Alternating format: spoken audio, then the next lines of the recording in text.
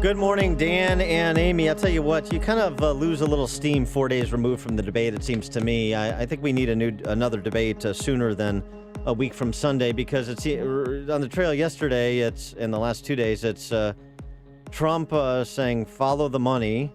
Okay. With respect to Hillary. Okay. That's legitimate. And then raising the issue of her health while Hillary is talking about beauty queens, Cuban hotel developments that didn't happen, and Trump's taxes. Trump on Hillary's health. Hitting her on her health. Didn't take long after the debate. 2 nights in a row, Dan. You see all the days off that Hillary takes? Day off, day off, day off. All those day offs. And then she can't even make it to her car. Isn't it tough?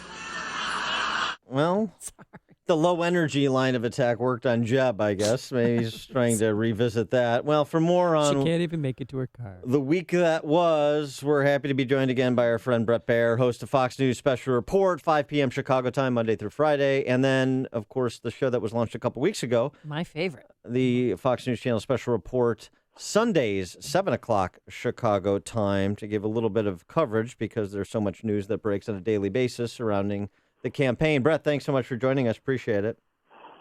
Good morning. So Trump is telegraphing some of where he might go, but those are often misdirection plays. Just to kind of, it seems to me he almost kind of chases what people are talking about after the debate rather than really making a strategic or tactical shift. And then Hillary Clinton kind of sticking on where Trump had perhaps arguably his worst moments on things like his tax returns.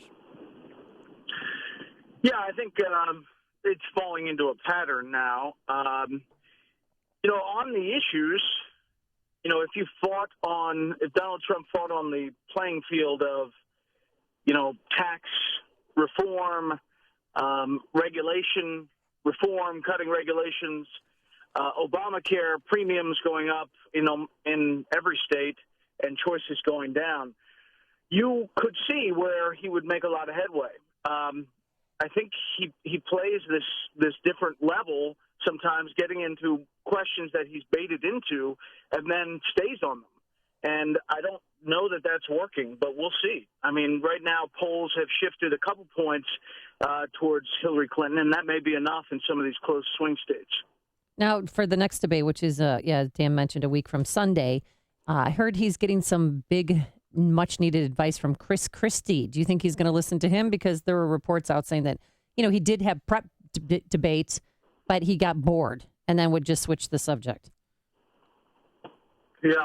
So I don't know who's going to advise him. He's his own advisor. I think there have been a lot of people who have tried to step in. Chris Christie yesterday said nobody has come to him yet. And I'm sure somebody's going to try to prep him, but Donald Trump has his own, style, and he thinks that authentic works. And his issue is that he's not a politician, so he answers everything, and he answers it completely, as opposed to answering just a sentence and then pivoting to whatever you want to talk about. All right, and that leaves us open to the second debate being a dueling Miss Universes or Miss Universe contestants, so those that like Donald Trump and those that didn't. That may take up most of the debate at this pace. Yeah, and the more Donald Trump is talking about Donald Trump, it's not a winner. I mean, this is supposed to be a change election, on paper. And the more he's talking about that, probably the less he's gaining. Now, in between these debates, you have the vice presidential debate next week that, Mike Pence against Tim Kaine. As you look at it on paper, doesn't look like a barn burner, but I do think that there will be some substance in there, which will be maybe a refreshing break from the nominees campaigning. Yeah, isn't it rather interesting that, if you conceptualize this after thinking about this campaign over the last almost year and a half, that Donald Trump is at his best, at his most advantageous position when he's talking policy, not when he's talking Donald Trump. I think that's really bearing out. And it's true. I mean, look at all the teleprompter speeches where he, at least in part, stays on the teleprompter. they really drive home the contrast between the parties. And there are more people in middle America who can sign on to some of those policies and are concerned about $20 trillion in debt and don't believe that you can pay for everything and free school and everything and everybody's just going to be happy. So when he talks those issues that are kind of spelled out, he does pick up points. Do you think Hillary Clinton got under his skin? Because toward the end of the debate, when she brought up the Miss Universe and Miss Piggy and all that, he said, and I don't know if you caught this, he said, "How do you know about that?" Did you hear that? Yeah. Yeah. And that was so I think strange. She baited him perfectly, and he took the bait hook, line, and sinker to the point where he's been talking about it now for the past 2.5 days. And this morning at 3:20 in the morning Eastern time was a tweet about how anything negative that is coming out about him is not true. And I would say that it's gotten to him.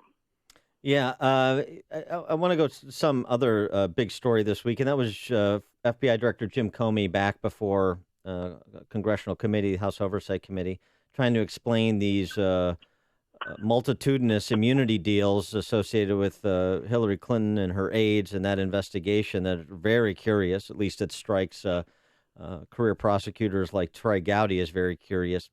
And people trying to just make sense of Jim Comey's own articulated standard of analysis for making the decision to refer charges or not, as he voiced in his exchange with Gowdy. And then you look at all of the evidence and all of the lies and all of the obvious.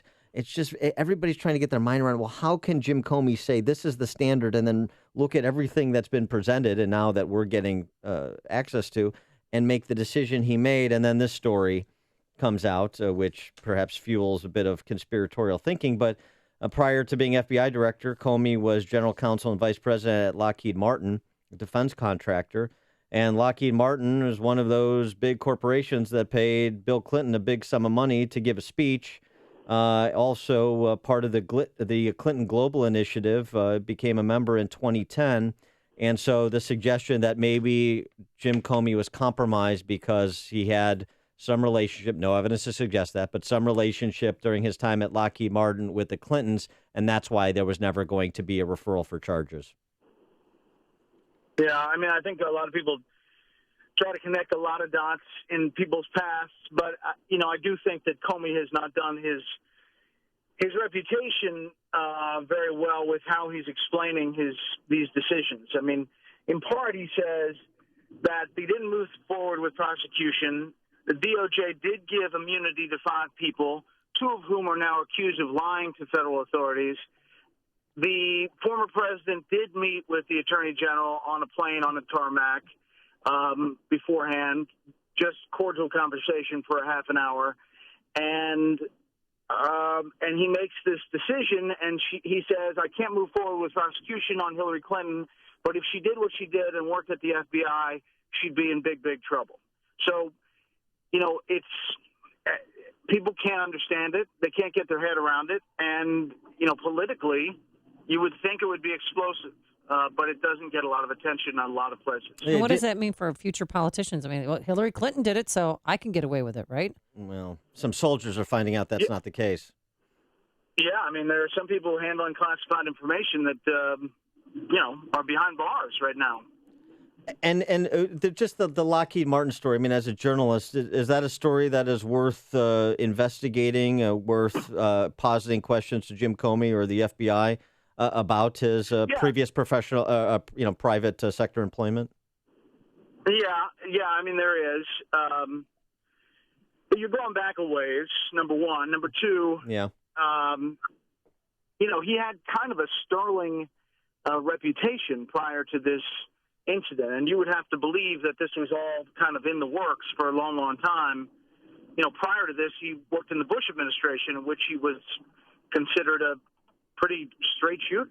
And so it's worth a question, but I can see the answers. There's a lot of connections in Washington that intersect.